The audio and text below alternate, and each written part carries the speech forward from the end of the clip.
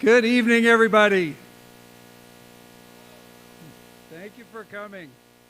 So, just first off, I'd like to say hello and welcome to all of you that are here in the auditorium. Isn't it wonderful to be out and doing something again? How about a quick round for all of us? We get to get out. Thank you for coming. And then next, I'd like to say special thanks to Paul Peterson in the back. He's from Lakes TV, and we're live streaming this event, so welcome to all of you on the live stream as well.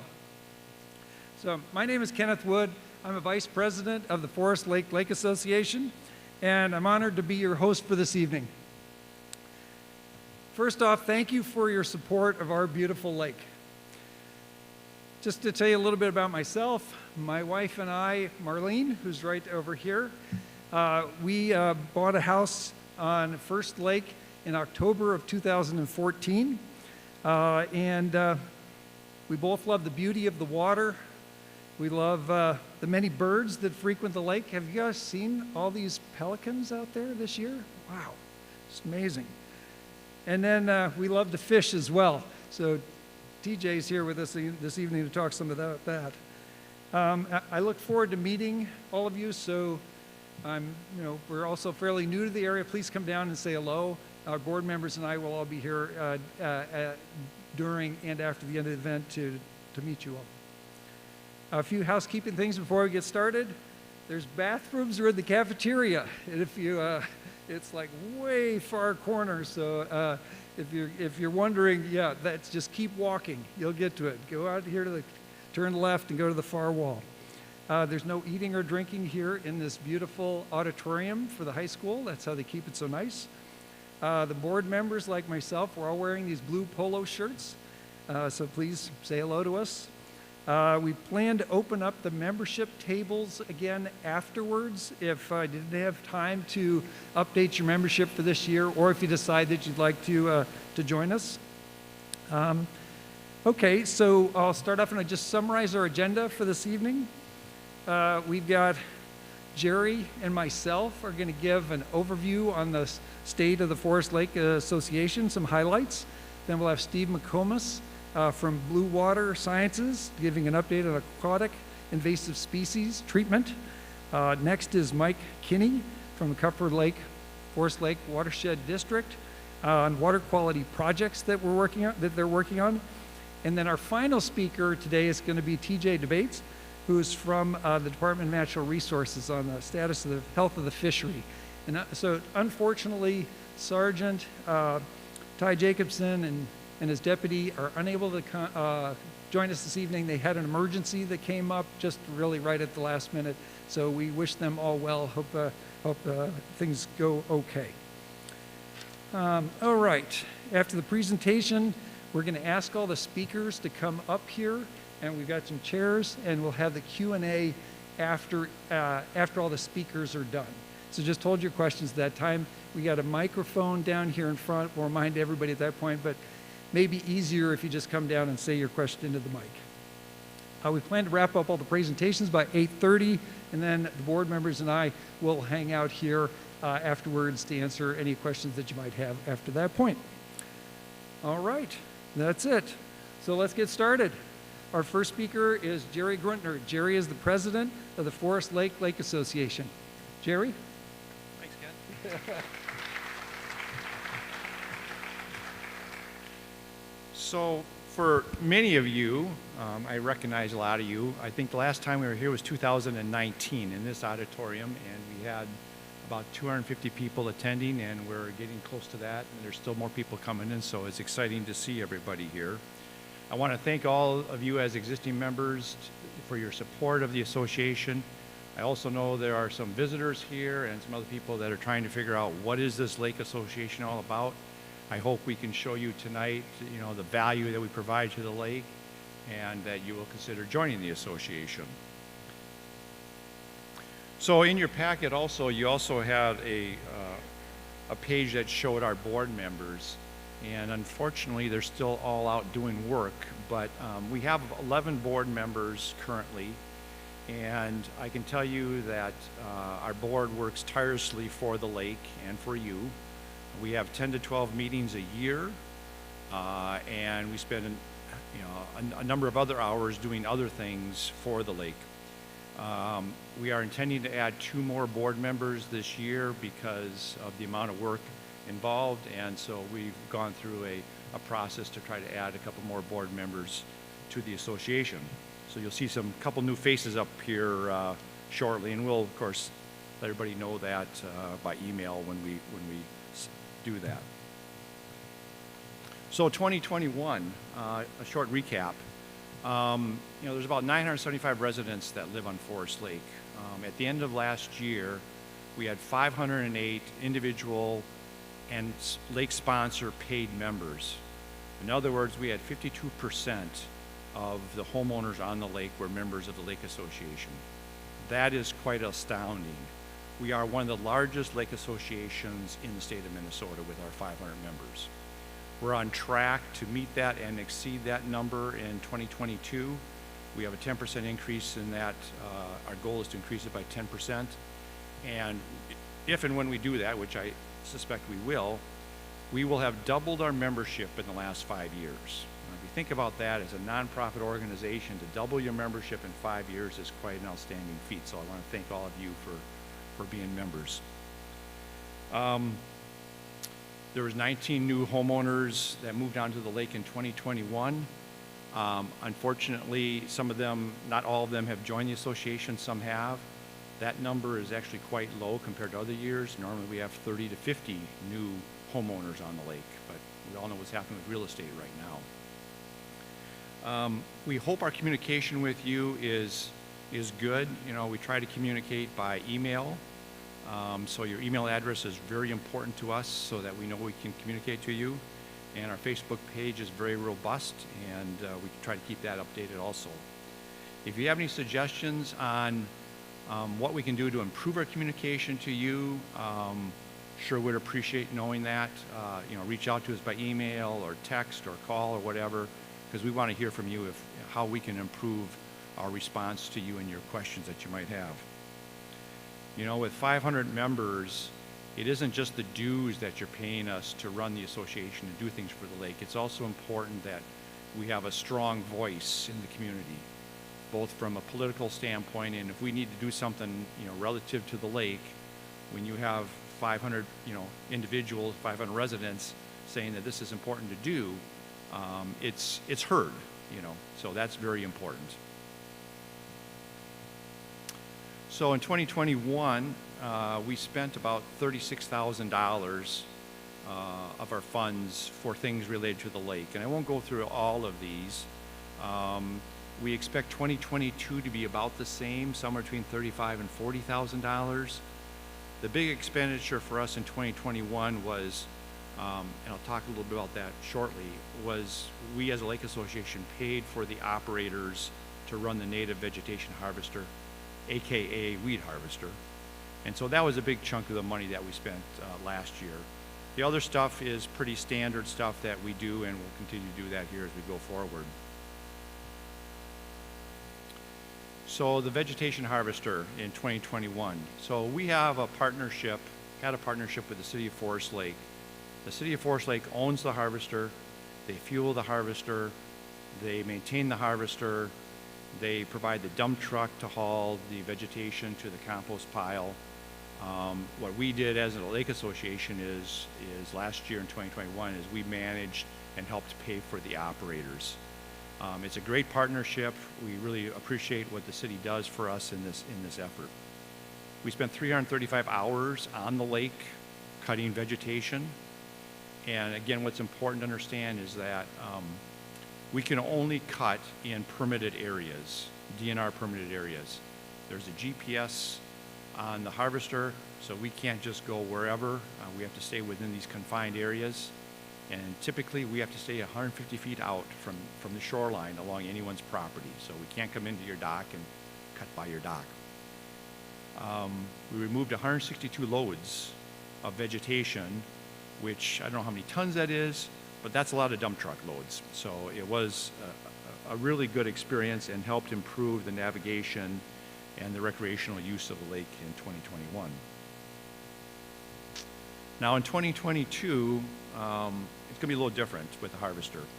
We are currently in discussion and we are moving to have a partnership between the City of Forest Lake and the Comfort Lake Forest Lake Watershed District, where the three of us actually share in the total expenditure that is spent on the lake for any quality-related projects. We have not finalized this agreement yet. We're finalizing the negotiations on it. But I can tell you there's a dollar value in these agreements of $150,000 that the three partners will share in as far as expenditures for things that are done to improve the quality of Forest Lake. This is a big deal. I can't, again, say how much I appreciate the city and the Comfort Lake Forest Lake Watershed District for helping us, get to this. So it's a one-year agreement. We're going to see how it goes, and we'll make a decision whether we do that again in 2023 or not.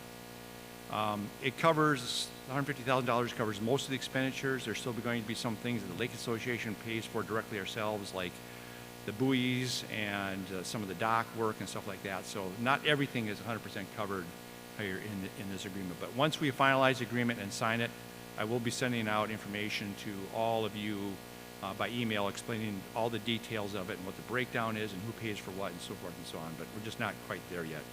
But what's most important is that in 2022, the City of Forest Lake will be responsible 100% for the operation of the harvester.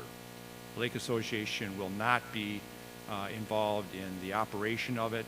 The city will be having their own personnel involved in running the harvester and managing it as such. So that'll be a big change from 2021 and from years past. And we're excited by that. So what's the health of Forest Lake? Well, it's rated as an A or a B lake, and Mike Kinney will talk about that a little bit more. We have several species of AIS, but we don't have them all yet. And my soapbox is, I think you've heard me say this before, is one of my biggest fears is the introduction of starry stonewort into Third Lake. And you'll see a little bit more about that later on. That's one of my big concerns. We have continued heavy boat traffic. This number always astounds me. So in 2021, 5,152 boats were inspected by our watercraft inspectors coming into Forest Lake. And that's only the time that the inspectors were at the launches.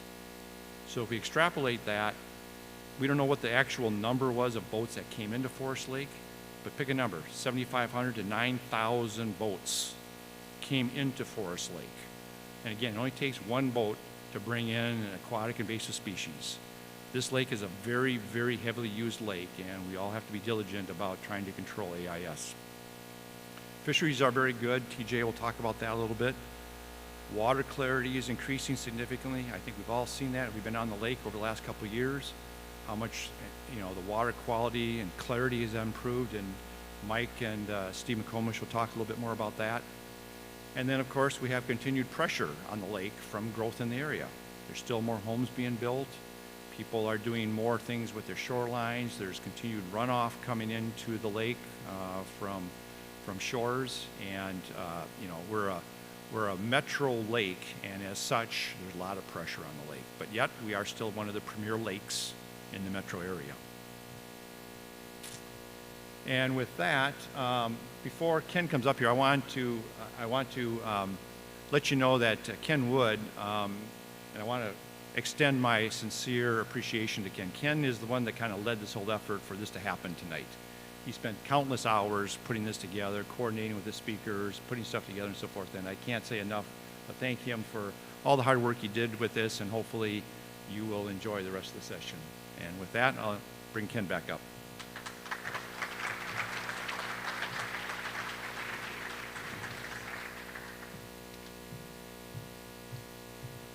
Great, thank you, Jerry. It's a team effort.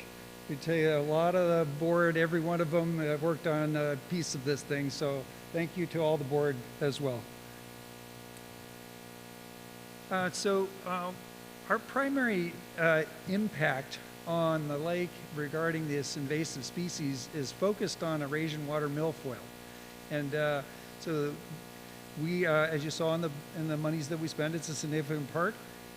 This last year, Steve can talk about it, wasn't as much as we had seen in previous years. But this is a cyclical thing, and the expenses can vary. We have actually applied for a grant Great work by the team here, and received $7,700 from the Washington County to treat water milfoil, and that'll go against the budget that we've set aside, this $20,000 to $25,000 that we'll use for treatments this year. So what's the next big threat? That's the starry stonewort, and the challenge here is that we actually have it under control now, but there's a lot of other lakes around in the area that have it. This last year, we saw 40 plus boats come into Forest Lake from lakes that are infected. So those are the ones that we did inspect, that the inspectors checked, and so you can picture there's more than that got out of the lake. We just have to keep a close eye on this. And then Comfort Lake, Forest Lake Watershed District, they're responsible for the rest of the AIS treatments. This is a special slide I wanted to put up. This is the 15th anniversary of Forest Lake Lake Association.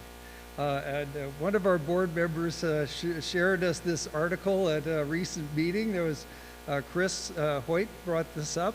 But this is special thanks to Bob Muskie and Chris Hoyt for starting this 15 years ago. And here we are today. So great job, guys. And also what was fun is reading the article, it said their first activity was the ice cleanup. And as you'll see here, there's the photograph again, 15 years later, the enthusiasm and support for getting out there, picking up all the debris so we have a great, beautiful summer out of the lake. Also, just want a special thanks to the Lone Oak Grill as well, because they sponsored lunch for, if you were there with us, they gave a free lunch for all the people that went out and cleaned up the lake. We started a program called the Lake Ambassador Program. We have about a dozen members of the Forest Lake Association that are members like yourselves that said, yeah, I'd like to do this. And so what is it?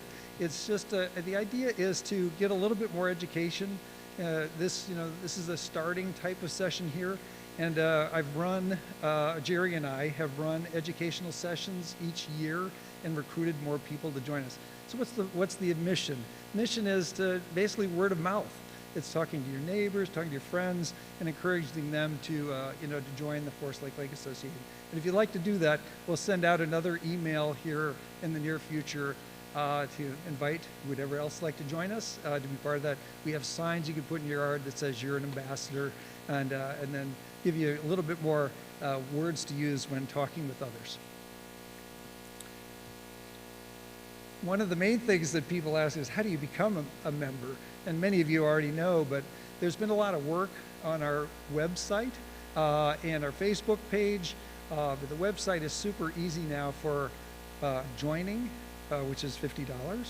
It's also for our lake sponsors, which are businesses that would like to participate, and they pay $300 to join. And then there's now also ability to make donations on the site as well. So if you run into somebody that says, how do I join? Just point them back to our domain here on the web, lakeassociation.com. It's quite easy. So what are some of the other things that the Lake Association brings to us all as homeowners? And it's really the additional, it's value for our lakeshore investments that we've made.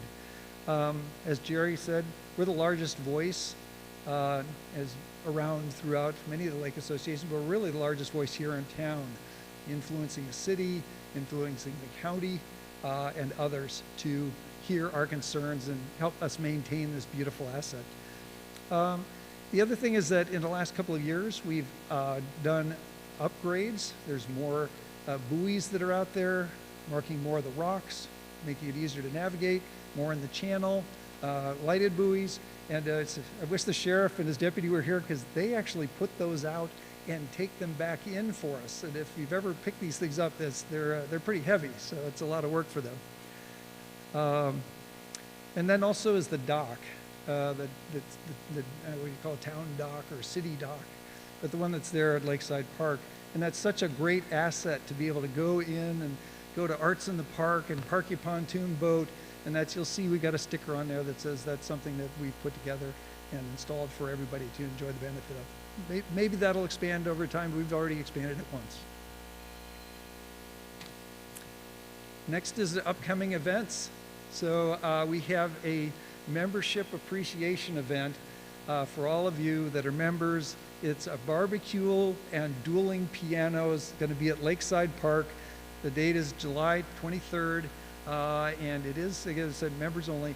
It'll run approximately from noon to 4. We'll have some more details, which you'll see in the emails that'll come out and tell you more details on that. And so similar to Jerry's kind of wrap-up slides here, but what can you do to help us? You know, first is continue promoting the lake through putting those signs in your yard. So we actually had another 100 of these signs printed. They're in a box, so that if you need another one on your way out, please grab it. There's a little metal wicket there and the sign. Help yourself to those. I've seen them on people's street side. I've seen them on the lake side. Wherever you want to put them, it's fantastic. And that's really helped us grow our membership. Consider becoming a lake ambassador. Be observant. If you see something that's not quite right, reach out to us or the watershed district. Check out your emails. Jerry and the team put a lot of effort into those. And if you're not a member, please join us. And lastly, let the city know how important the lake is for all of us. I wanted to mention that we have lake sponsors. So fantastic job by our team now, 45 lake sponsors. That's really amazing. So we went from about a dozen to, well, this type of list. So lots of local businesses are supporting our efforts as well.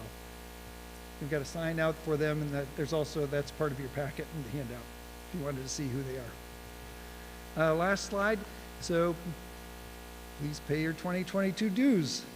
Put out your yard signs. And please ask your friends and your neighbors to join us as well. Okay, our next speaker is going to be Steve McComas. Steve is from Blue Water Services, and he's going to present aquatic invasive species treatment. And I'll get your slides set up here right now. That sounds great.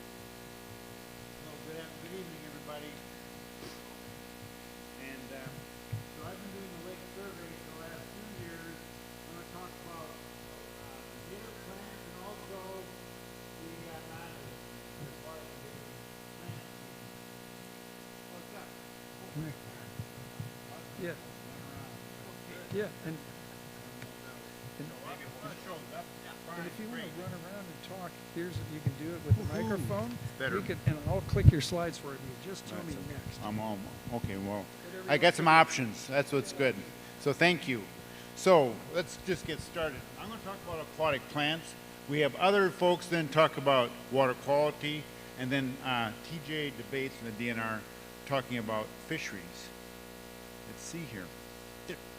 Well, the non-native species that we're kind of going to talk about that are in Forest Lake include curlyleaf pondweed, Eurasian milfoil, flowering rush, and it's not a plant, but zebra mussels. And then we have the whole component of native plants, a very nice, diverse community that also is something that we are studying as well. Aquatic plants are so important. They have a number of components. They are ecologically important, they're recreationally important, and they also have a economical factor as well. Curlyleaf pondweed is a plant that's growing right now in the lake. It's under low densities. We'll go out shortly and survey it to see where it's growing, and then we circle up areas, and then it's treated, especially in the areas where we're going to find potential heavy growth in June. So we're surveying in April. Last year we did a couple of dates, and by the time we got done surveying the whole entire lake, we found about 120 acres of curlyleaf pondweed that could potentially be a real problem. In fact, we didn't even treat all of the curlyleaf. Last year was a big curlyleaf year. So you can kind of see over here, right there, we had a number of treatment areas. We had 22 treatment areas around the 3 lakes. And they were treated with a contact herbicide, and we had very good control. But again, we weren't able to treat all the curlyleaf in the lake. So there's still some that it's out there. A lot of years, without the big boom of curlyleaf, we can get even better control. It's ranged over the years from about 20, a low of about 15, 20 acres, up to even a higher acreage of about 150. This is a curly leaf hotspot map, we call it. We put 10 years of all of our treatments over the last 10 years, just put them on top of each other. You can see that curly leaf is pretty much around the lake. And in some years it's growing densely in some parts, in other years it's not growing there, but it's growing dense someplace else. So that's why we're delineating it. You can see that it's kind of hard to predict, but has potential to grow in a lot of areas. Eurasian milfoil is a relatively newcomer to the lake. First saw it, I think, in 2015, and the good news is, yes, it's a non-native species, but you can see that it's also been somewhat concentrated. We've been able to contain it in the first and second lake. The first lake is where it was found. We treated it aggressively. In Eurasian water milfoil, although it's still present, we're not probably going to eliminate it, but it is contained for the most part. First lake, a little bit in second lake. We have not found any in third lake, although it's probably going to occur there someday. Last year, we were anticipating a big curly leaf year. We had funds set aside. We went out to delineate. We didn't find any. So we went back again. Eventually, there was some curly leaf or some milfoil that was growing up, but we only had to treat about 6 acres. And some of that growth might have been inhibited due to our late season curly leaf treatments, which might have dinged the milfoil a bit. But also, remember in June, we had some of the hottest temperatures on record for June. That might have actually fried or burned out the milfoil to a degree. We'll be ready for this year, and we'll be doing the delineations here again, starting in probably June and going into July. Here are the hotspot areas that we've treated since 2015. And you can see that it's, again, mostly in the first lake on the west side. That's there's some persistent beds there. And then after that, it's kind of scattered here and there. There are some beds in the second lake, in the middle lake, that have been treated as well, but a lower area, a lower growth rate, so to speak. We do keep tracking and keep looking for a third lake. So far, it's been contained in those first 2 lakes. Well, flowering rush is another non-native invasive species that's in Forest Lake. It's a little bit of an unusual invasive species from the standpoint that it has viable seeds. It's one of the few invasive plants and one of the few invasive flowering rush communities or populations in the whole state that has viable seeds. So that seed head, which will be produced by a kind of a pretty pink flower, if that's not controlled, each one of those seeds can start a whole new plot or a whole new growth someplace else. So we've been very aggressive with flowering rush to try to contain and try to stop the spread of flowering rush in the lake. Last year we started treating. We treated some larger areas early in July at those 3 polygon areas there, those 3 treatment areas. Then we went back and we scouted again, and we're looking at every patch to see where it's growing, and then we mark those, and then it comes by, well, the applicator will come by and treat those. You can see there's a lot of black dots here. The black dots represent areas where we've had flowering rush in the past. The green dots are very light growth, yellow dots are moderate growth, and then the beds of where the red dots are, a little bit higher growth. We found about 300 sites of flowering rush over the years, but flowering rush doesn't sprout from every site every year. And to make things a little bit more complicated, it also will sprout over the course of the summer. So if we were only going to treat once, we probably would miss curly leaf in August and September. If we waited till September, we could have flowering heads and we could have a distribution increase that would be a lot more dramatic than we see right now. To this point, we have flowering rush contained mostly in second and third lakes. We have a few little sites on First Lake. It's starting to kind of creep up there, but with aggressive treatments, you can see that we're treating in 2021, July, August, and September. Those treatments have been able to hopefully keep the beds, the main beds, under control, and also to a large degree, prevent additional spreading, although we are going to get some spread every year. Here's the second treatment. You can see that we had fewer yellow and red dots after the second treatment, and after the third treatment, our last survey, we saw mostly just light growth. And when I say light growth, I mean maybe 10 or 12 stems coming up at a point. We mark that as a site, and that would be a green dot. So that program has been pretty effective to contain or control flowering rush. Over the last few years, when we first looked at it in 2014, we had 7 to 8 acres. By 2021, we're down, after the end of our last treatment, we're down to less than 0.2 of an acre total sites of flowering rush. Again, it's a light scattered growth, but a low overall acreage. Well, another invasive species, it's not a plant, but zebra mussels we were first observed in 2015. They were probably in the lake a year or two before that at low densities.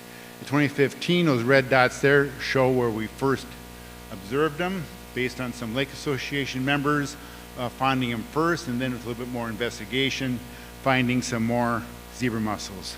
Since that point, you know, when they spawn, they put their gametes up into the water column, fertilize in the water column, and then they'll drift for a day or a week and then settle down. So they can move around the lake relatively quickly. And that's how they get around first to second to even third lake. Here's what they were in 2015. We didn't really track them specifically, but observations and input from lake residents, they were proliferating at a pretty high rate into 2016. Those are plate samplers there. 2017, even in 2018. So they attach to hard surfaces, zebra mussels, as you might imagine. And what we found in 2020 and 2021, it seemed that the densities were starting to decrease just a bit. That's a pretty common occurrence, that the zebra mussels, they reach these high densities, they're filter feeders, they're taking out a lot of the edible algae, and they'll actually eat most of the edible algae in the lake to a degree, or filter it, and then they'll start actually starving and dying back. So we're seeing some of that starvation these days. And in 2021, their densities were a little bit less than maybe the year before. In 2022, they'll probably be fluctuating. Their populations might come back in some lakes, some parts of the lake, first, second, or third, and other areas they won't be quite as dense. They certainly have a tendency, after they colonize the hard surfaces, they're looking a lot of times at plants, the plant stems, as being a substrate for attachment. So they can use aquatic plants too. That's why it's important that we keep those aquatic plants off our trailers, especially as we come out of the lake. A lot of times there'll be zebra mussels on those plants. Well, here's kind of a just a little summary of what we've found in the last few years. They first come in, they increase rapidly, start to decline, and now, for the most part, we'll find them a lot on aquatic plants. One of the questions that comes up a lot of times is, what's their impact on the lake? And what I kind of like to talk about is that zebra mussels are not good for a lake. They're not necessarily bad for a lake, but they will change the lake. And so that's kind of what we're finding as well, I think. It's somewhat subjective to talk about good and bad, but for sure there's been some changes. And one of the changes has been clarity, an increase in clarity. So with an increase in clarity, better light penetration, we're getting more aquatic plant growth, including native plants. And that's what these dots represent here. In 2013, before zebra mussels, before the big improvement in clarity, the greens the greens are light growth, the yellows are moderate growth of native plants. Here is 2013, and a few years later, after a couple years of zebra mussels, you can see there's more red dots. Those red dots represent a heavier growth, more abundant native plant growth, and as you probably have observed as well. And we haven't done a systematic survey like that, but one's coming up shortly.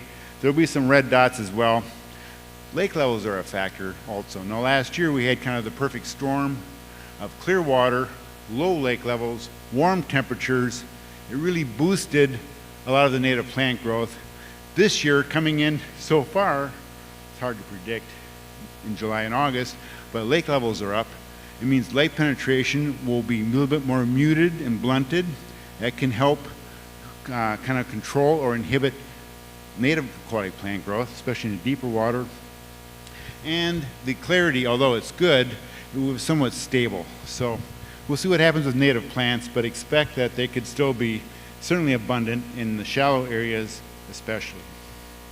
Well, here is some of the clarity. I think Mike Kinney will talk more about some of the water quality, but you can see that after 2015, there was a little bit of a increase. As these Secchi discs go down, that's better water clarity. The farther these go down, the better the water clarity is for that year. These are annual measurements or averages, and you can see, especially in the middle basin, that big increase in clarity due a lot to a degree to the filtering action of the zebra mussels, but also don't forget there's been a lot of good watershed and lake projects involved as well, all contributing to some better water clarity and subsequent plant growth.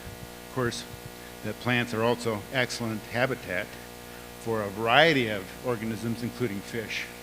So anyways, we talk about the changes going on in Forest Lake. There's some bullet points here. It's impacting to a degree and changing some of the algae, the clarity, plant growth, and it's going to have some impact on fish as well. However, one thing we're finding, and I'm not sure we have the numbers for forests specifically, but the pounds of fish don't really change, don't increase or decrease so much with zebra mussels. The poundage stays the same. Some of the species composition in your classes, though, might change from year to year. So that's pretty good news, that we're not going to lose fish species or fish pounds per acre. So just to conclude, we still have a lot of great, unique natural features in the lake. Although we have AIS in the lake, it's still a healthy lake, and we can still have plenty of recreational opportunities. And the ongoing challenge here is just manage AIS with cost-effective ecological approaches and maintain the fishing, swimming, and recreational activities. I think that's my last slide. And I'll take it back. I'll let Ken take it from here. Thank you. Thank you very much. Great. Thanks very much, Steve. That was an excellent presentation. So our next speaker is Mike Kinney, and Mike is the district administrator for the Comfort Lake Forest Lake Watershed District, and he's going to present water quality projects on Forest Lake.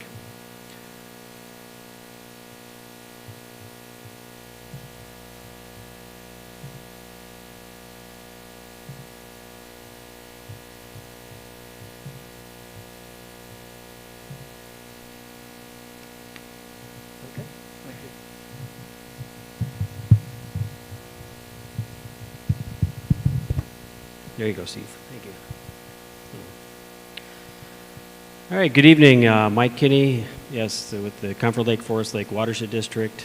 For those of you maybe not familiar with watershed districts, we are a special unit of government for Minnesota, and our principal responsibility is all things, think of us like a school district, but our area, the geographic area, is where all the water flows, so we cross jurisdictional boundaries. So we're part of Washington County and Chisago County, and we have a variety of townships and cities that we collaborate with, along with our lake associations and other entities.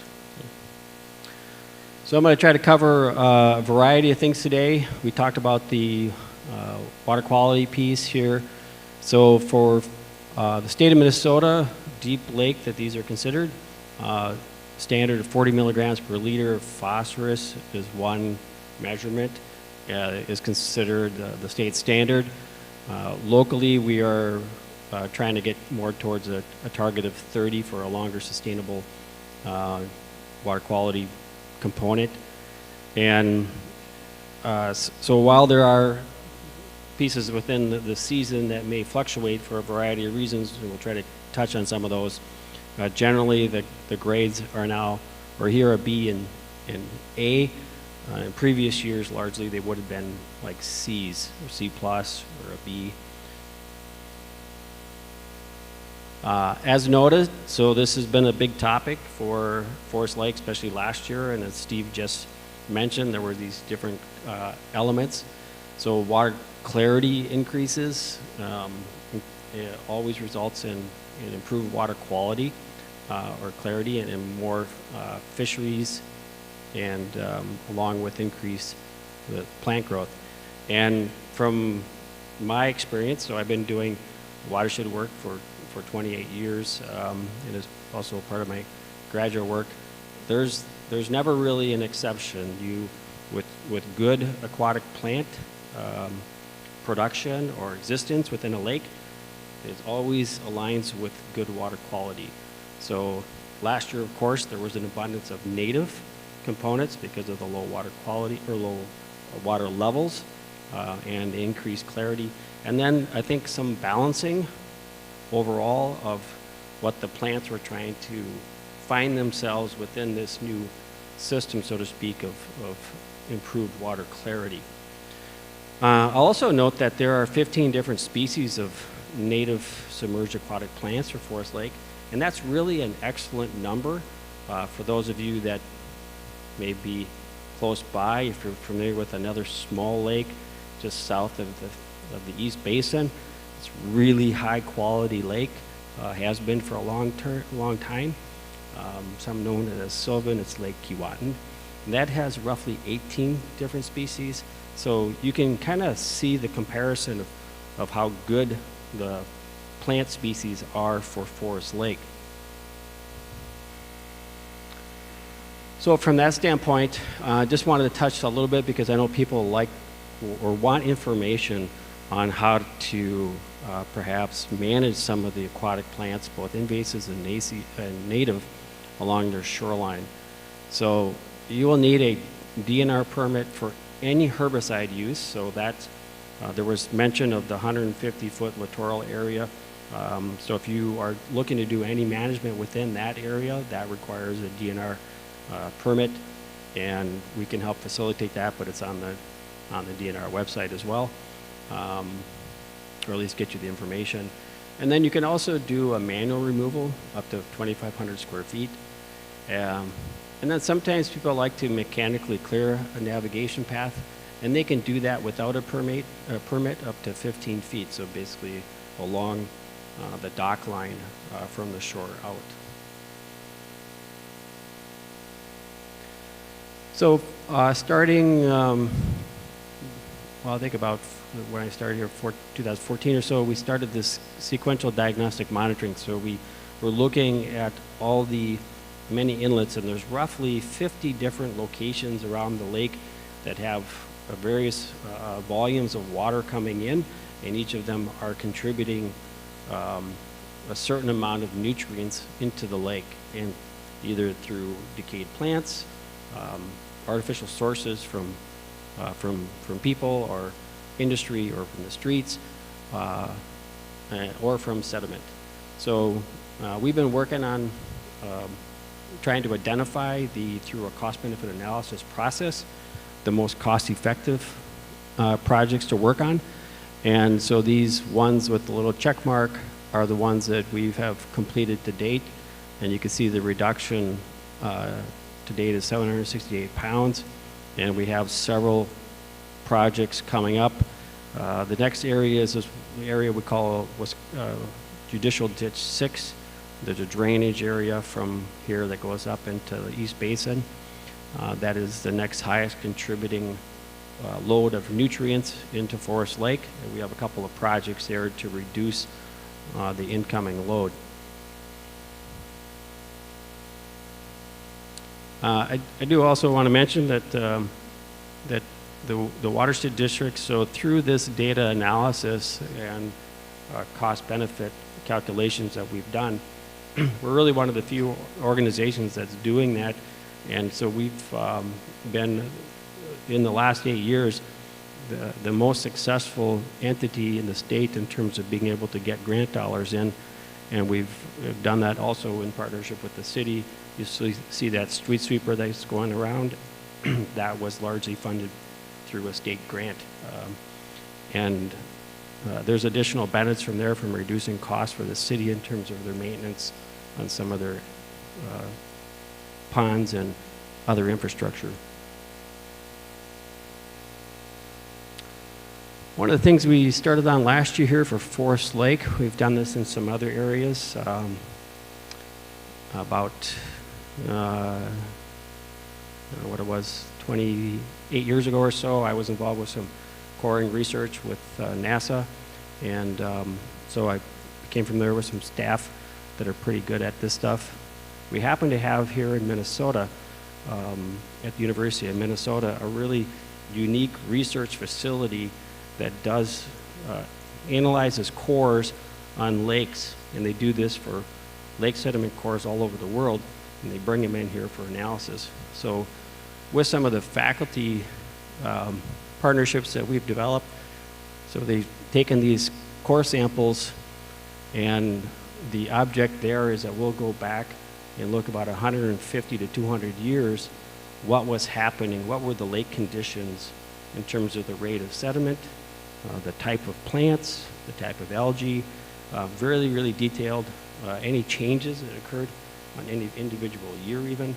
But also it'll inform us about what historically the lake capacity was for improvements and what would be the appropriate target for us, because we can only imagine that at some point when somebody came up and named Forest Lake, there were probably a lot of trees around it, and it's changed pretty dramatically, both in the way that we've now manipulated. So how do we then manage the overall drainage area to mimic that original system to sustain longer term water quality as we continue to experience more growth and more pressure and more changes?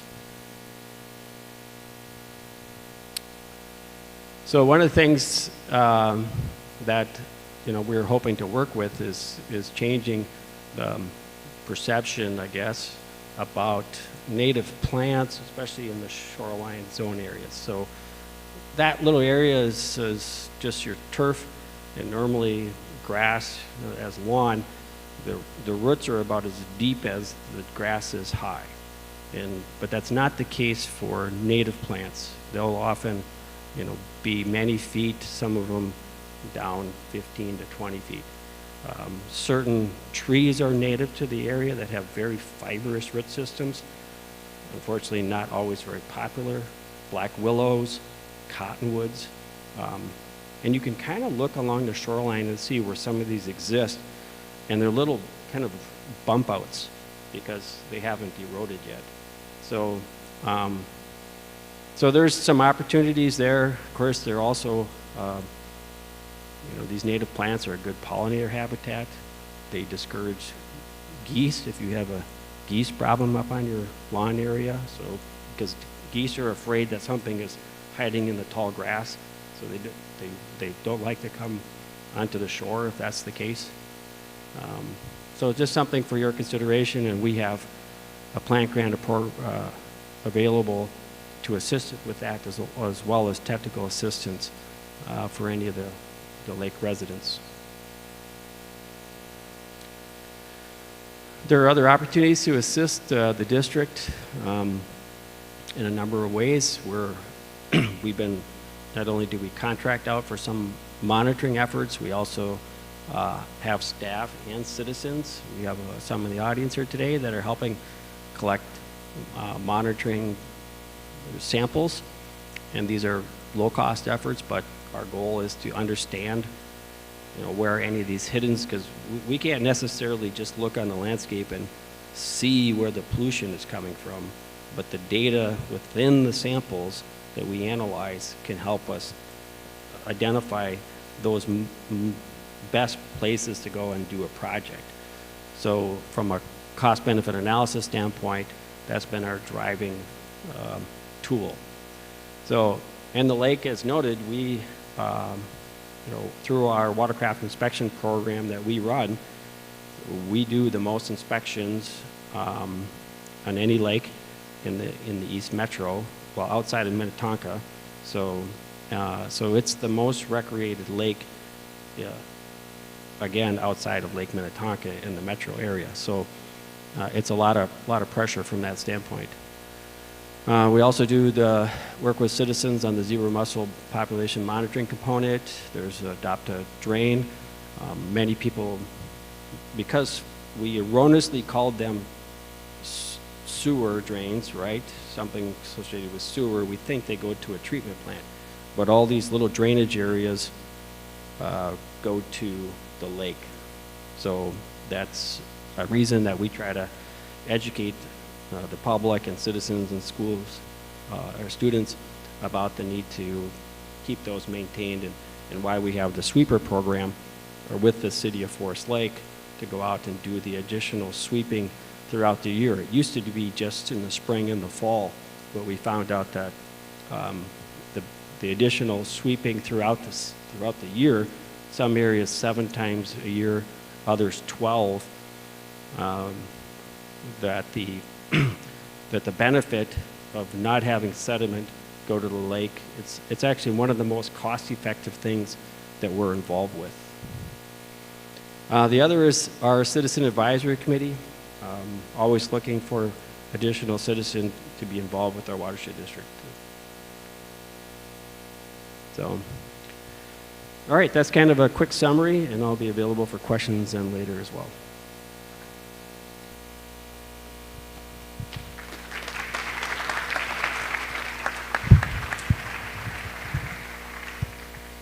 Thank you very much.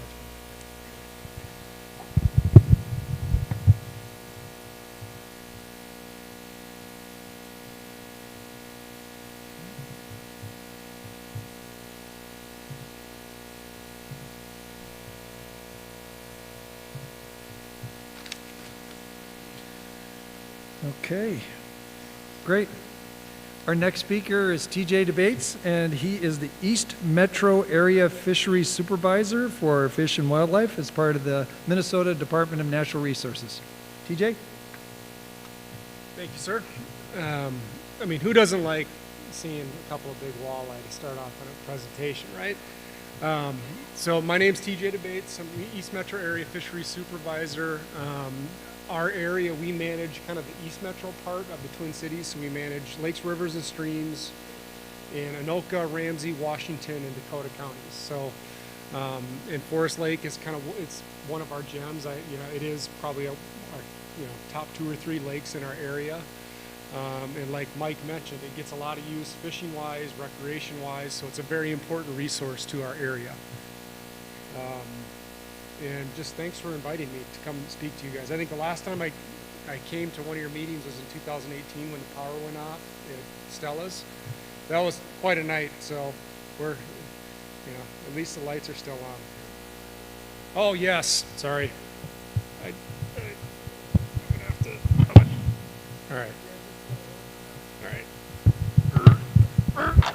all right. There we go. Better? Now I got to manage, all these different things. So I'm going to talk about the fish community. So we sample Forest Lake every 2 years. It's one of our better lakes. We manage it. Our primary management species are walleyes and muskies, and so they're our primary species. So we manage it, or so we survey it every 2 years with gill nets, and then every 4 years with trap nets.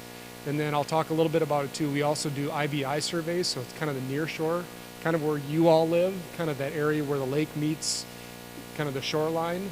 Those areas that we normally don't really sample during our regular surveys, we sample those every 10 years, and I'm going to talk a little bit about that. But this is kind of cool. So this was our 2021 survey results. So this was last year, and you can see here we have data going all the way back to 1998 here, and you can see the dark gray are the walleye numbers here, the walleye and pike catch rates, and the white bar is pike, and then the black line here is yellow perch. So kind of the cool part of this is, we manage for muskies, we manage for walleyes, but you can see here there's a lot of species interaction going on here. Kind of the big one here that we've been seeing on a lot of our lakes. You can see the perch numbers were really high in 2015. So then what happened in 2019? Higher numbers of pike, higher numbers of walleyes. Perch are a major driver in our lakes in terms of like a good forage species. We have plenty of crappies, plenty of bluegills, sunfish abound. But when you have lakes that have perch, it's really good forage. I mean, our lakes are not really like these perch factories like you see in, Devil's Lake or in northern Minnesota where you're catching, 11, 12, inch perch to eat. These are lakes that have smaller perch, but they actually drive the fishery. They create these good, fisheries for predators, for like walleyes, pike, bass, muskies, etc. So it's kind of cool to see this with our data, how you have this big, this big surge in perch, and then what follows? Your higher pike numbers, your higher walleye numbers, and then you can see here the perch came back down, and so did the walleye and northern pike. But they're all within kind of a normal level. You can see here, I'd say, from 2013, walleye numbers have been in that 3 to 6 per gillnet range, which is pretty good for our area. Our lakes naturally are bass, panfish, pike, ecologically, that's what's native in these lakes. Walleyes we stock, for people to catch. Muskies we stock for people to catch. So they're more of a stock species. So like within the normal range of walleyes in our lakes, 3 to 6 walleyes per gillnet is pretty solid. So we're pretty happy with that. So that's kind of the snapshot from 2021. I talked a little bit about this in 2018 when the lights went out in Texas at Stella's. So I really didn't get into the details all that much, but we have a thing called an index of biotic integrity. And you can use fish, you can use plants, you can use aquatic insects. You can use different forms of life, and it kind of translates to good water quality, which it's kind of funny to hear, like we all have similar things that we brought up, whether it's Mike or just a lot of overlapping themes here in terms of like water quality, fish habitat, and all that. But so the index of biotic integrity, it's basically a tool used to score the health of a fish population. We use our trap and gill net data that we collect on our normal fish surveys, and then we go and we do the nearshore seining and electrofishing. So we're up pretty close to your property. You've probably seen us out there seining and with little backpack electrofishers up on the shore, and you're probably like, what are they doing? That's what we're doing. And in 2017, we had a score, or you guys did, of 69.5. And the impairment threshold, the PCA, what we use for fish communities, is 45. So it is awesome. So very impressive. Most of our lakes in the metro are kind of in that 30 to probably upper 40 range. So really, really good. So something to be really proud of. And that's where you have it's all kind of connected, like we were talking about, like what Steve said with the water quality, the fish, the native plants. It's all connected. So a lot of overlapping themes here. So these are just, about 25 different fish species. These are kind of like we manage for kind of the catchable populations of fisheries. But when we get to do, surveys for these cool species, like this is called a banded killifish, and this is called a brook silverside. I had never seen one except on Forest Lake. And it's like a little, it's in the catfish family, but it's called a tadpole mad tom, and I believe that it's an Iowa darter. So these 4 species are very intolerant of poor water quality. So when you find them in lakes, that means you have good water quality. So that's what we found in Forest Lake. So pretty interesting stuff. So kind of part of our fish management is the stocking of walleyes and muskies. You can see here, Forest Lake gets stocked annually. It's part of a study. We call it our Big 4: forest, white bear, big marine, and bald eagle, where we're looking at seeing if we can be really efficient with our stocking. Like, kind of the normal mindset is like, you stock more fish, there's going to be more fish for anglers to catch. A lot of times, Steve brought this up, when you have, when invasive species come into a lake or river or stream, they really boom up, and then they kind of come back down to kind of a carrying capacity level. And we see that a lot in our fish populations. We could stock more fish. That doesn't mean that you're going to catch more fish or we're going to see more fish in our nets. So what we're doing with this study here is we're kind of doing, it's almost like a treatment where we're stocking them at 0.65 pounds per littoral acre of walleye fingerlings. in years, and then the next year we'll do 1 pound per acre or per littoral acre, so getting different treatments. So we've stayed pretty consistent on forests, so it gets anywhere from 1,000 to 1,500 pounds of walleye fingerlings annually. The only year that you guys haven't gotten any fish was last year, because we get, a lot of the fish that we stock in our area come from our state, like our walleye rearing ponds. We have a lot of ponds in Washington County that we harvest ourselves, but this is such a big quota that we get a private contract with our private aquaculture facilities outstate, mostly in northwestern Minnesota. And it was such a weird fall. They basically didn't get to Forest Lake. But the good thing is Forest Lake is like a high priority list where we could get the full quota right here, this basically 1,000 pounds, it's 995 this spring, in addition to the fish coming this fall. So I'll keep you posted. I'll email the Lake Association on that, but it's kind of like the last 2 years. I mean, there's not much we can do about it. I mean, it's been a, a weird, and I'll talk a little bit about with the Muskies, just kind of a strange couple years in a lot of ways. So not surprising, but hopefully we can get those fish made up here this spring. Muskie stocking. So pretty consistent, 2015 to 2019, about 760 fingerlings every year, and it's basically 1 fingerling per littoral acre annually. 2020, no fingerlings were stocked because we didn't do egg take operations, because at that time we really didn't know how COVID was transmitted. We didn't know a lot about it, so like we didn't get our field activities improved until I think it was early June. So therefore, you hit early June, and all the fish, all these egg take operations, walleyes, muskies, you're past the time to do it. So, so we didn't have any fingerlings in 2020, and then in 2021, we didn't get fish stock because we were trying to make up. We have lakes. We have like a prioritization system with our stocking of our muskie lakes in Minnesota, and we did make-up stockings, kind of like what we hope to do with walleyes this year. We did that in 2021, so we didn't make it down to Forest Lake. And Forest Lake is not alone in that. I think there are about 6 or 7 lakes, very good muskie lakes statewide that didn't get muskie stocked in 2020 or 2021. But we're hoping to get back on track here in 2022. It's going to be a higher priority of its similar lakes, so we're hoping to make that happen this year. So now kind of going to kind of the zebra mussels, vegetation, and ecosystem, kind of how it's all connected. Not really sure. We'll see. One really cool project that's going on that Forest Lake is a part of, kind of our big 4 that we talked about.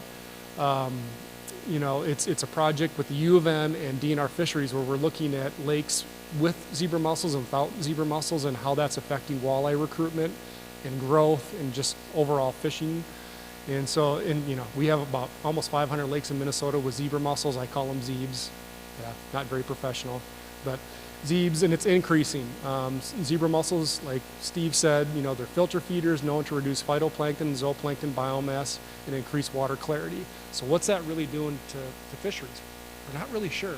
We have Gretchen Hansen. She's a researcher at the U of M. She does a lot of climate change research, and she also does a lot of research in terms of invasive species and how they're affecting our fisheries, in particular walleye. So there's a lot going on here. She's a part of this project. So like I said, little is known, but it's a 10-year study, and we're hoping that we can find out Forest Lake will be one of the lakes that we hopefully learn from. So pretty cool that Forest Lake is part of that study. So we'll see. And the objectives of the study is just to gather, analyze current gillnet data, which we collect every 2 years. We have temperature loggers out. We just put them out this winter, and we'll go out, we'll upload all that data every year. So we'll have more or less, it's called degree growth. So it just kind of measures like how many days fish can grow. And then we'll also be able to quantify and compare like recruitment of walleyes. So we stock these walleyes, what's going on? The water's clear. So if we used to stock fry in this lake, when you have clearer water, you're having an increase, like Steve said, you're having changing fish communities. Maybe we're going to see more pike are going to be in higher numbers. Bluegill, sunfish, crappies, these fish species that like vegetation and clear water, they may affect walleye recruitment or other fish species recruitment. So that's what we're hoping to find in this study. So pretty exciting. And then I was also asked to talk about kind of your habitat protection and improvement. Another overlapping theme that we've all talked about. Habitat is, you know, it's a key, it's the foundation of any good fishery. And, you know, aquatic habitat supplies food, cover, and spawning areas for fish and other aquatic organisms. It's just when you have clear water and native, you know, plants, native fish species, you're going to have healthy ecosystems, and therefore you're going to have good water quality, you know, and generally good fish habitat and good fish populations. So kind of like what Mike was talking about here, you know, this little buffer strip here along, this was I think that was down in the Faribault area where Steve is originally from. I think it's a lake, I don't know, it might be Shields Lake. But you can see these areas that have kind of this buffer strip, kind of that shoreline where it's not, you know, unlike this picture down here where it's, you know, it's just, you know, gravel or rock. You don't have anything to intercept those nutrients when you have a rain event or you mow your lawn. All those grass clippings get caught up. They just go right into the lake, and therefore you have that kind of blue-green algae, turbid water. Where these lakes here, all that's going to be intercepted. And the big thing, like Mike mentioned, is the geese. They don't like walking through this. There's a coyote living in there. There's something that's going to eat them in there. They don't want to walk through that.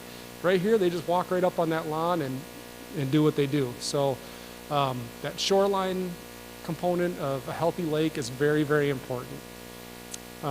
So I think just kind of tying everything together, clear water, good fish habitat, lower nutrients, it's all tied together. So, you know, I think the main thing here is I'm available anytime. Are you guys going to send out this presentation to everybody? I mean, I know it's live streamed, but like, feel free to share my information with everybody. Yep. And you know, you can ask questions tonight, or if you'd rather shoot me an email, that works too. So, thank you.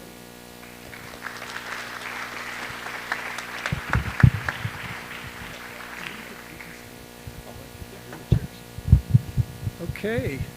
I'd like to invite all the speakers up to the stage. We're going to set up the chairs, and if we could turn up the lights a little bit.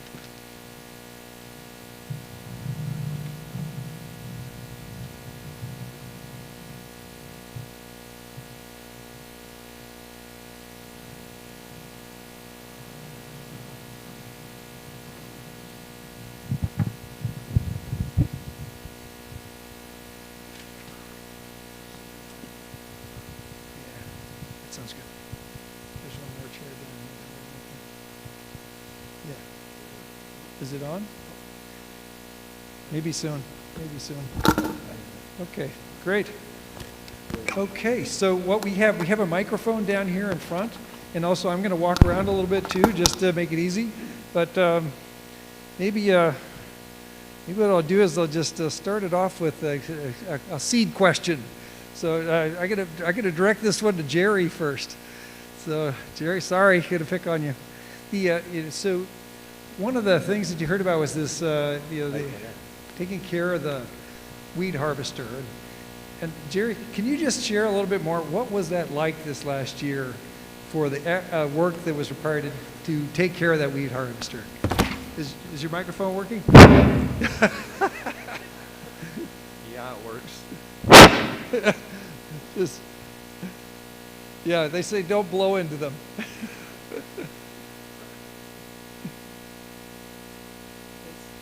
Yeah, so Yeah, there don't you go. Not talk too into close. the individual, just like Talk to the side of it there. There Oh. we go. The technology is difficult, you know. All right, I'm sorry. I didn't hear a single word you said. I was trying to figure this out. So I just wanted to say, could you say a few words about, we're transitioning to this city taking care of the weed harvester, and you did a lot of work on it. Could you just explain to everybody a little bit of that work that you did managing the weed harvester this last year? So I have some appreciation of that. Sure. So, last year the Lake Association managed the day-to-day operation of the harvester, and what that entailed, and there's actually a couple individuals or one of the individuals in the room here tonight that actually ran the harvester. And so on a daily basis, we would communicate as to where the harvester was going to go, what shoreline it was going to cut on, whether there's any impacted storms coming in. So it was basically a daily, 1 hour, 2 hour discussion every day and coordination. So it was a fair amount of work, yes. Yeah, but just thank you, Jerry. Yeah. Thanks very much. Okay, so who's got a question out here? Great.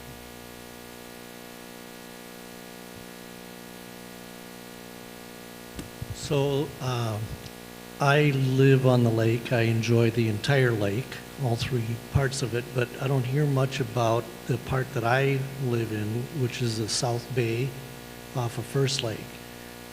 There's always a lot of research done about the big parts of the lake, but I don't see much done on that little South Bay section. And I notice the water quality is worse than the main part of the lake back there. I got a big drain off the street coming over by St. Peter's Church, and tons of water comes off the streets and piles into that channel there. So my question is kind of twofold. One is, what can we do to improve the water quality in that South Bay area? And the other is that I think it was last year, we had a big winter kill back there. Tons of crappies were killed. I mean, I scooped up buckets and buckets of crappies. And it was I think when you come out onto First Lake, you go through a very shallow area between the reeds to get out onto First Lake, and you gotta put your motor up to get through there. And I think that it might have froze all the way to the ground, and that's why we got the big winter kill. And so the question is kind of twofold. What can we do to improve the water quality back there? And can that area coming out to the lake be dredged so that we don't get winter kill back there?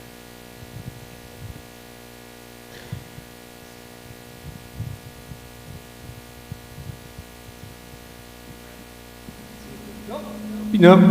Oh, there we go. All right.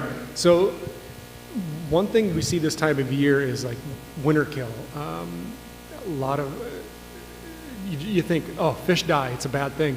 But in a lot of our lakes where we have, sunfish, crappies, these fish populations that reproduce on their own. A lot of times if you have some that die, it's actually good for the fishery. It's kind of fewer numbers, it's a natural occurrence. We were talking, Steve and I were talking, Mother Nature just kind of, always wins. And so it's not a bad thing. It sounds like that area is can be kind of closed off to the rest of the lake because it's kind of shallow. So that's probably what happened. But with the dredging part of it, we really don't, it's a natural lake bottom, and many times we don't approve dredging projects. There are certain circumstances, but this is such a nice natural lake that I wouldn't want to disturb, the sediment. I wouldn't want to, but, I guess, in terms of trying to create better water quality, I don't know if aeration could be a part of that in the future. I would need to talk to you a little bit more about it, but I guess the part that I know is even if you have kind of these localized winter kill situations, generally it's not the whole lake. I've learned in, almost 20 years, working for the state, Peltier was one, Centerville was one, back when we had like a really hard winter back in 2013, 14. And the aeration units weren't working. We thought the whole lake was dead because we had like really low oxygen, like right after Christmas. And, we were ready to, inoculate it with bass, pike, everything. Turns out, what happened was it didn't kill everything. And the fish that made it grew really well and provided some really good sun fishing. Some bluegills were, in really good shape. So it kind of opens that window. There's fewer mouths, more food. So it's a natural occurrence, and sometimes it can be good for the lake. It's kind of Mother Nature keeping things in check. So I don't know if that helped you out a little bit. Kinda. And you can, and if you want, you can give me a call, you can get my information, and we can talk a little bit more about, kind of some of the specifics. I'd be happy to chat with you about that.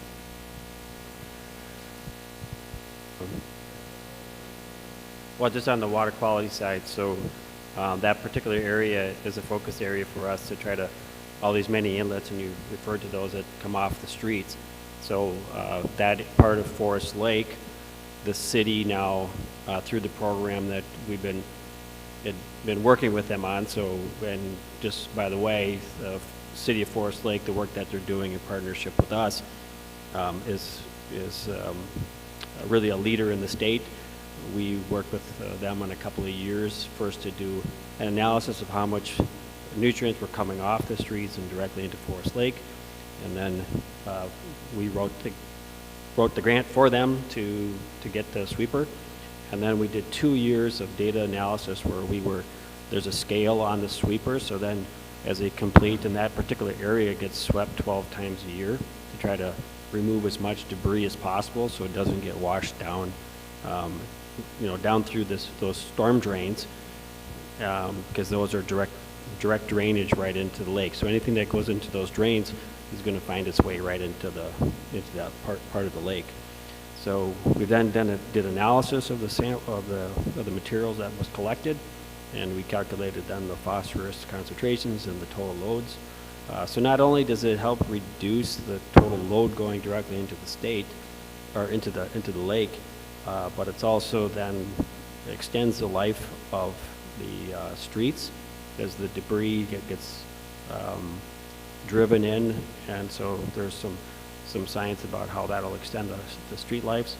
But also now we're again doing just from the calculation standpoint, it's probably the best thing any city can do in terms of trying to improve water quality anywhere in the state based off of this multi-year research that we did with them. So that's an area, but we still did last year, now that we have that program in place, went out and took samples with our volunteers and staff to still try to understand these little micro drainage areas to see if there's additional work that we could do.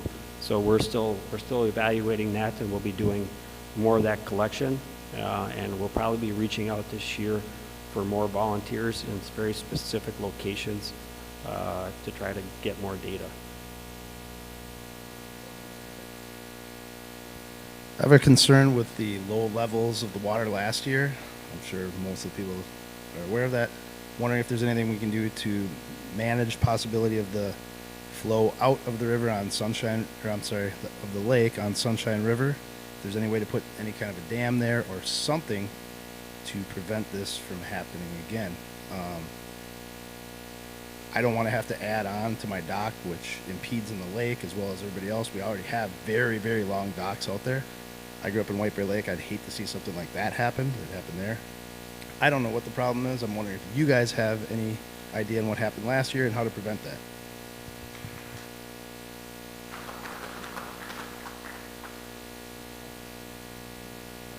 Yeah. Well, it's going to get kind of passed back to the DNR. So the DNR actually, a lot of the outlets for the lakes were set probably, in the 30s, 40s, or earlier than that time frame. So, and a lot of the development has occurred hence then.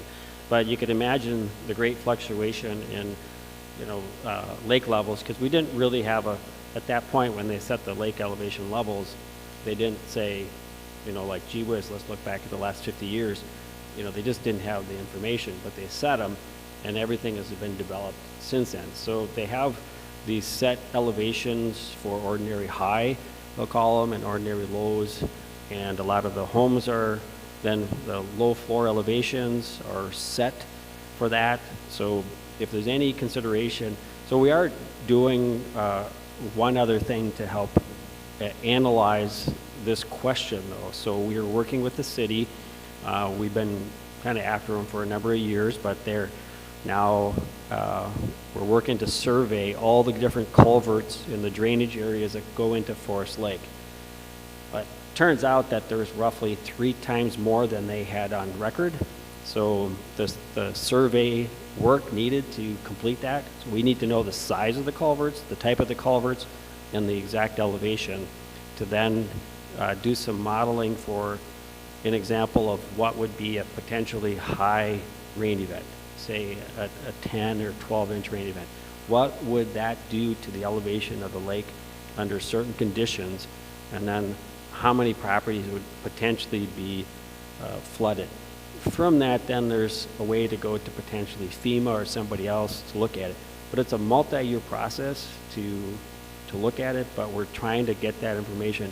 It also, just from the simple fact that the city wants to do, the Public Works Department is really anxious to get this information too, so they can do a better job of understanding and managing their whole infrastructure as it relates to culverts and other things. So it's a huge effort.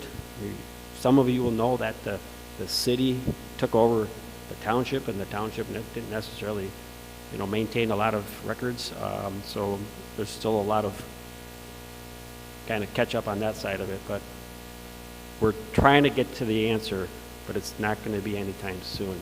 As far as what happens, I mean, it's just a matter of how much rainfall and precipitation there was. We had 6 years of above average rainfall, and now we got into a drought. It's a good kind of transition. Fluctuations in lake levels is pretty common. I mean, you're all familiar with White Bear Lake, and it came back. These are natural systems. Ups and downs is actually, it's healthy for the ecosystems. When you have low water years, you might get some plants that are more of that shoreline. They come up, they establish themselves, they protect that shoreline. They go down, they come up. It's just a natural process. It's like winter kill, or even sometimes with, we call it Columnaris. It's like a bacteria that's in the water or in fish, and when they get stressed out in the spring, some of them die. It's like these are all natural processes. Ups and downs in lake levels is very similar to many of the things we've talked about today. It's probably not what you want to hear, but it's very common. So.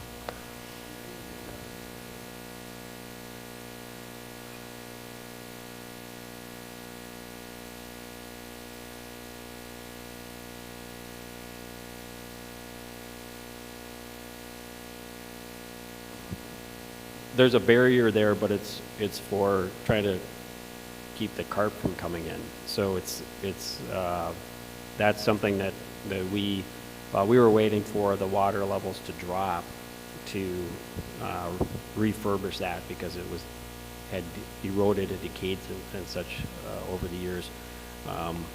So just again trying to the overall fisheries is better in water quality if we can minimize the number of carp in the lake too. So that was one of the goals there.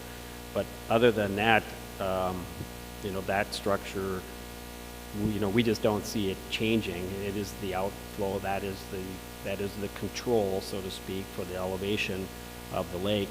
But again, we would have no authority to do that. There would be, I don't know when I've ever seen a lake legally change its elevation, but you can imagine the implications for people that have properties where their foundations are so that are on fairly low elevation levels that were potentially built during a longer, drier period, which a lot of the 50s and 60s were. So that's really the thing that we're running up against. The other is having, just like TJ, if you're on a lot of lakes from a water management side, there are lakes like Prior Lake that has a 10-foot swing. So, in a lot of ways, the wetlands and things that drain into Forest Lake keep it fairly level, all considering compared to certain other water bodies. So, but it just happened to be that, it was just like everything just got turned off. June and July, we were thinking, or I just saw it the other day, I think it was like maybe 25% of the average precipitation. June is historically the wettest month of the year in terms of precipitation here, and I think it was maybe 20% of what we normally get. So that was really the big component. We had a low runoff or low winter or spring runoff, and then went right into a June that was historically dry. Back to like the Dust Bowl area.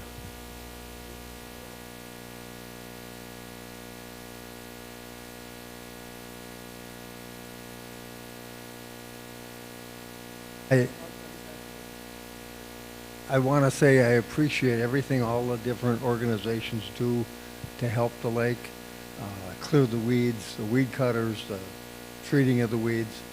But I have a concern and a thing that everyone in this room should be aware of.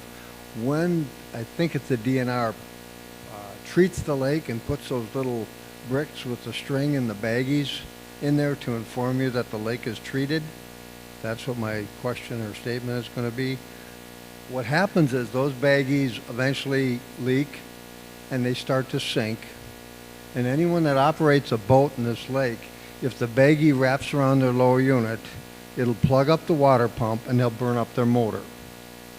If the baggie doesn't do it, then the string, and it's a very strong string, will wrap around the prop and take out the prop shaft seal, and they'll lose their gear lube, and it'll be very expensive.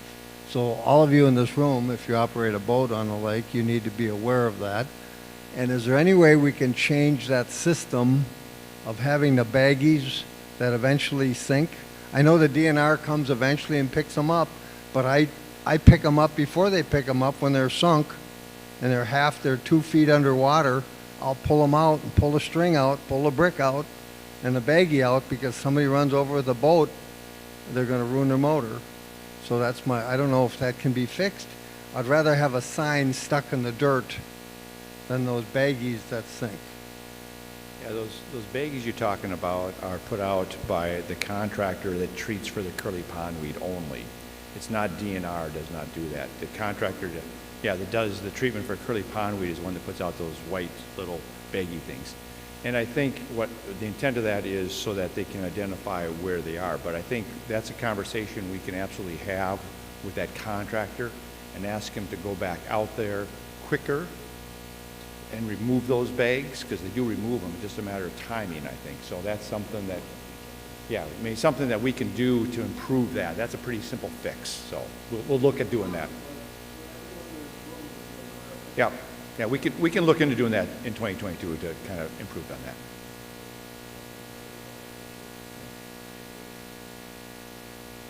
that.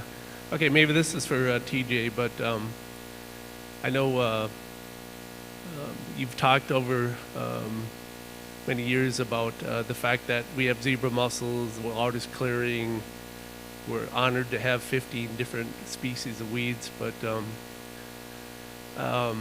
it seems like the weeds keep moving out further, and I've been on the lake now for 32 years in my present location, and I grew up here, and I've never seen it out this far. So I guess what I was warning about is I think the amount of harvesting has been consistent over the years. I don't think it's gone up. And when I talk to members of the Forest Lake Association, they say, well, we're tied by what DNR allows us to do harvesting. But I guess being that we know that the weeds are going out in deeper water, they're getting thicker, why aren't we increasing the amount of harvesting? And then what's the criteria for the amount that the DNR sets for harvesting? Because it's like, all I'm thinking is that when I was a kid, you could swim beyond the weeds and then it was clear. Now, you can't even swim through the weeds because they're so thick. So I guess I just wanted to know why we haven't increased the amount of harvesting areas. Increased the acreage. Last year we were permitted for 160 acres, and the year before we were at 120 acres. So each year, and this year we're going to be increasing it again. The dilemma is that the harvester cannot cut that much. Pardon me? We used to have 3 harvesters years and years ago. We have 1 right now, okay? And it's owned by the city of Forest Lake. It's a $200,000, those harvesters are $200,000 new investments. So we can absolutely cut more. The dilemma with it, and we can get more permitted, the DNR will allow us to permit more. But the dilemma is, candidly, being I was so involved with it last year, the harvester will never be able to cut that much, even working full time, 8 hours a day, 5 days a week. So it's a catch-22 a little bit, and one of the dilemmas has been that, will we get more than 1 harvester? Not unless U.S. citizens and taxpayers can convince the city of Forest Lake to buy another harvester. So it's not something Lake Association can buy. It's a significant capital investment. It has to come from the city of Forest Lake, obviously. So we're trying to do what we can with what we got right now. That's kind of where we're at right now.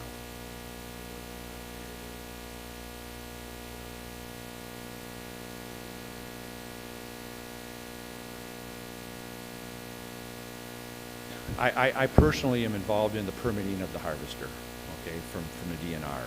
And each year I go to the DNR with a map that shows the lake and the areas we want to cut.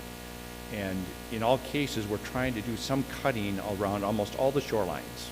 The dilemma is the depth of that cut out, you know, and we are cutting anywhere, we're permitted to cut anywhere from 250 to 300 feet out from the 150-foot line out along most of those shorelines.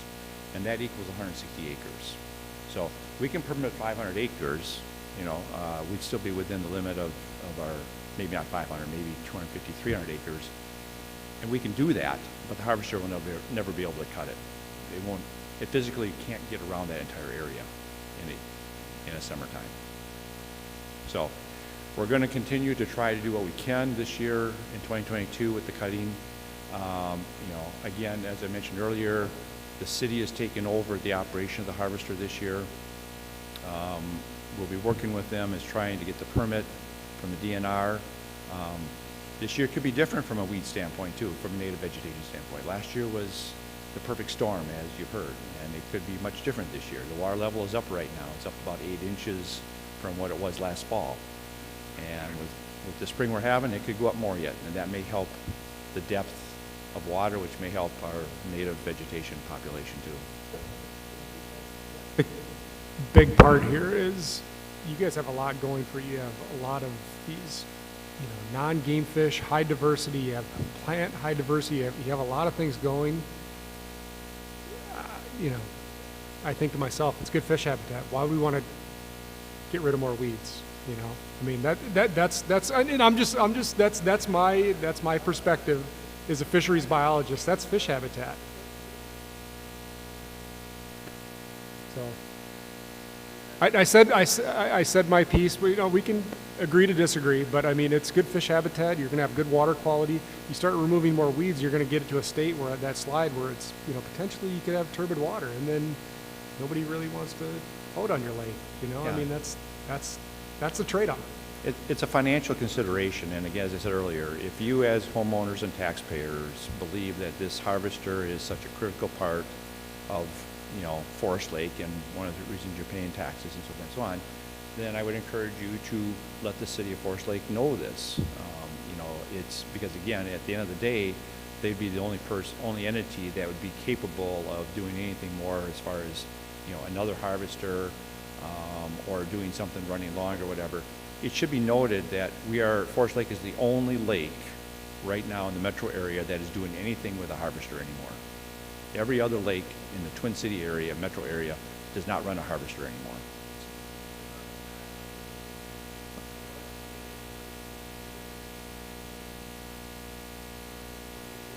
Yeah.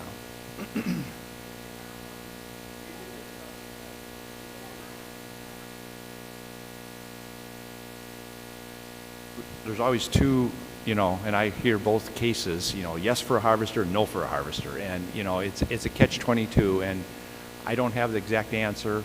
We're going to try to do our best with it. So. I'm going to throw one more element in here. I know Ken's got his hand up there. Let's maybe shut it off. But, you know, just as a reminder, so for 20 years, I mean, I grew up on a dairy farm, you know, so, and I still do some farming, but I was also a certified crop advisor for 20 years. Your lawn turf is another type of crop. So if you're fertilizing it, you know, that anything excess, you know, if it goes on your driveway or in the sidewalk and it gets washed into these storm drains, it goes right to the lake, it's feeding all those near shore plants, which are the ones that, you know, people have the most concern about because they're near the shore. So anything you can do to filter it, and also I know from experience that the vast majority of cases, people that have lawn services, and I'm not trying to say anything about any ones that are here or not, I don't know any of them personally, but it's really important to take a soil test.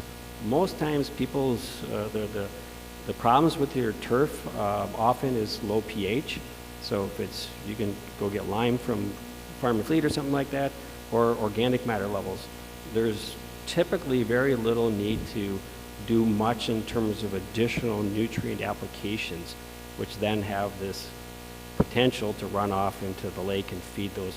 Because those plants in the lake need the same nutrients as your plants on your lawn. So, so through a little taking a soil test, if you can, University of Minnesota, I think it's like $15 to take a sample or something and send it down there. I mean, we can help you too, kind of facilitate that, but that's just another consideration in terms of the overall management of what's happening at that lake interface. We're gonna.